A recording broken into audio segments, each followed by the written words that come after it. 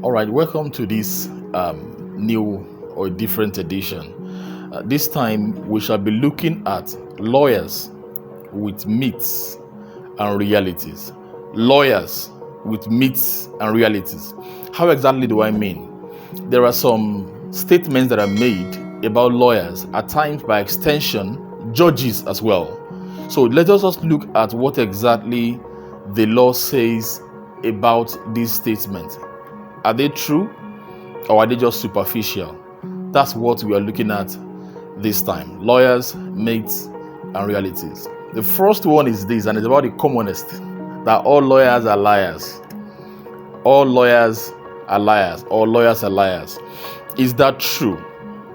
Well, from my experience as a lawyer, I discovered that the reason what sparks or ignites that statement in most people is the fact that even if someone is caught red-handed for an alleged crime or for a crime, oftentimes when they get to court and their pleas are taken or plea is taken, you still hear them say, "I'm not guilty," and they ask them, "Are you guilty or not?" So when those in the public hear that or experience that, they say, "Oh, the lawyer has taught him or her to lie." So that's the issue. But then to understand why that is, you have to see section 36, subsection 5 of the 1999 Constitution of the Federal Republic of Nigeria. By way of paraphrasing, it states that every person shall be presumed innocent until he is proved guilty. So there is what we call a presumption of innocence, even if that person is caught red-handed. Let me give you a very simple example, a life example. I was in court one day when a particular man was charged for manslaughter. Manslaughter is when you kill someone without intention to kill the person. For example, if you lost your car brake, or there's a brake failure in a car, and you run into someone and the person dies, that is manslaughter. It's different from murder, where you premeditate it, where you had intention to do it and carry it out. They are different things. All right. So this man was arraigned for manslaughter, and after the registrar read the charges to him, and they asked him, "Mr. So, are you guilty or not?" And he said, "My lord, I'm guilty." In other words, I've killed the man. What happens immediately is sentence, of course. So I had to interject. I apologized to the court. I was not his lawyer, though he didn't have a counsel, a lawyer. So I explained to him that didn't have to be the case. So he later said he was not guilty. And of course, I checked through the audience in the court. Many people gave me the impression that, I was about teaching the man to lie. But after listening to his side of the story, that was not what happened. The man that died was drunk, was flat drunk, and he was on the expressway, on a highway. All right. So the car was already very close to him when he ran into the expressway, highway, not even slow lane. And then he was knocked down and he died. In that case, that man cannot even be convicted for manslaughter. Of course, eventually he was discharged. The man that was accused was discharged because he was not reckless at all. It was just a drunk man that ran into his car. So that is the issue. So that's why we want to listen to what clients have to say first. Let the prosecution prove their case. So actually, lawyers are not liars. All right. People just say that because they don't understand what it takes most times to put up a defense in the court. That's number one. Let's look at number two, another myth. Juju, voodoo, or charms. Yes. Some have said that the law does not believe in, or the law does not recognize juju or charms. Is that the law? No. If you check section 207 through to section 210 of the Criminal Code Act, applicable in southern part of Nigeria, 2004, you will see that there is something called prohibition of trial by ordeal. That's juju trial. That means it is possible if, for example, someone steals something and juju is used or deployed to conduct some of investigation. Maybe the person confesses, for example, is very permissible. What the law frowns at is punishment. So you can, through juju or voodoo or charms, detect a crime, but you cannot punish. So definitely, the law and the court recognizes the place of juju or charm or whatever you call it, or voodoo, okay, as some would love to call it.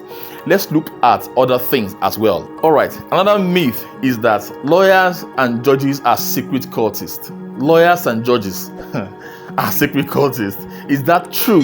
The answer is no. Anyway, I'm not one. I don't know whether some are, but I am not a secret cultist and I'm a lawyer. I've been practicing for over 10 years actually. So I'm not that. Why people say that often is because of the way the candor and the way we carry ourselves in the court. All right, like you are demeanor. For example, you want to enter the court, you take a bow. You want to go out again, you take a bow. All those things, and the way, of course, our robe is black in color. So they say that we are secret cultists. That's not the case, really. We bow as a sign of respect. In fact, not even to the person sitting down. No, it is to that office. So even if a chief judge of a state, a chief judge, walks into a court where even a magistrate is sitting, that chief judge still has to bow. Of course, in rank, the chief judge is a senior to a magistrate, all right? So the respect is paid to that office, not necessarily to the person. But of course, we should also respect the person. So definitely, it is not true that all lawyers and judges are secret cultists. Let's look at a few other ones and then we begin to round off on these issues. Okay, now to number 4. I have heard it being said many times and places that it is wrong to address a lawyer as a barrister. That, for example, some would say it is wrong to say barrister Kayode Aderemi.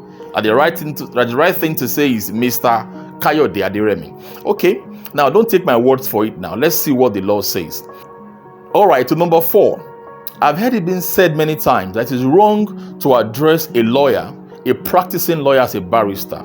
Okay, it is said that some say that the right thing to do is to call that lawyer, for example, Mr. Kayode Aderemi, instead of barrister Kayode Aderemi. What exactly is the right position regarding this? Well, I'll refer us to what we call our rules of professional conduct. Okay, it is rule of ethics for lawyers. It was enacted in 2007. It guides all lawyers practicing in Nigeria. If you check rule 45, sub rule 2, it talks about a barrister's robe. In other words, no one except a lawyer that is called to the bar must put on a barrister's robe. Okay, so you see that even by that rule I've quoted or cited, there is something called barrister in that place. That's the first point I want us to advert our minds to. So if there is nothing like barrister so and so, why would our rules of conduct say that a barrister's robe should not be put on? Number 1. Now to number 2, you'll see we have what we call the LPA, which means Legal Practitioners Act. It is an act of the National Assembly of Nigeria made to guide legal practitioners as far back as 2004. Section 22 of that same act, that law I'm referring to, if you check subsection 1, paragraph B, it talks about title of a legal practitioner. Offenses, it talks about offenses generally. It goes ahead to say that no one is allowed to use the title of a legal practitioner. So the question now is this: what is the title of a legal practitioner? Is it Esquire? No. Anyone can be an Esquire. Esquire simply means gentleman. Is it Mr.? No. Mr. is for any male anyway. So for me, it appears that the only title left is barrister. After all, I can't be advocate Aderemi or solicitor Aderemi. So definitely, well, for me, really, what is left there is barrister. If you have the contrary view, well, feel free, drop your comments, your views in the comment section. Of course, we would like to know what you have to say about this. Then let's look at the 2 other ones and we end on this note. All right, to number 5. I've seen stickers behind the cars of some lawyers, some on their glasses. You have the inscription, "Trouble na my work." Well, for me, my work is not trouble. Solution na my work. In case you're not a Nigerian, that's pidgin, by the way. It means my work is trouble. All right. But in actual sense, a wise person will get a lawyer so that he or she will not run into trouble or problem. All right. But it is not too wise to wait until you run into problem before you get a lawyer, really. So that mindset needs to change. Trouble is not our work. Our work is solution. We prefer solution to knotty legal issues. All right, so solution actually is our work. So trouble no be my work, solution not my work. And finally, we look at big grammar. All right, who is a good lawyer? That's the last question. I've heard many say that, right, Aderemi, you speak good grammar, you speak good English, you're a good lawyer. But no, I tell them, a good lawyer is not the one that speaks big grammar or good English. No, a good lawyer is the one that knows the law and knows where to find the law. That's who a good lawyer is. I was in court one day when the other counsel, of course, was speaking and was saying a lot of Latin maxims, big words, big grammar. Even I, as a lawyer, didn't understand some of the things that the person was saying. So I kept my cool. But my client looked very disturbed and ruffled. She was giving me the look like, but Aderemi, it's your turn now to now get up and begin to blow your own grammar. I got up and spoke as simply as possible. The essence of speaking is to communicate. So if I'm speaking rather, and I'm not communicating, what's the essence actually? So I got up and spoke as simply as possible. I do not mean to be conceited or to sound proud. Eventually, we won the case. So a good lawyer is not the one that shouts or screams in court or speaks big grammar. No. Of course, a good lawyer should speak good English because words are part of the tools of our trade. But please don't get it twisted. Don't make the mistake of thinking that when someone speaks big grammar, is a good lawyer. No. A good lawyer is the one that knows the law, or even if he does not know the law, he knows where to find the law.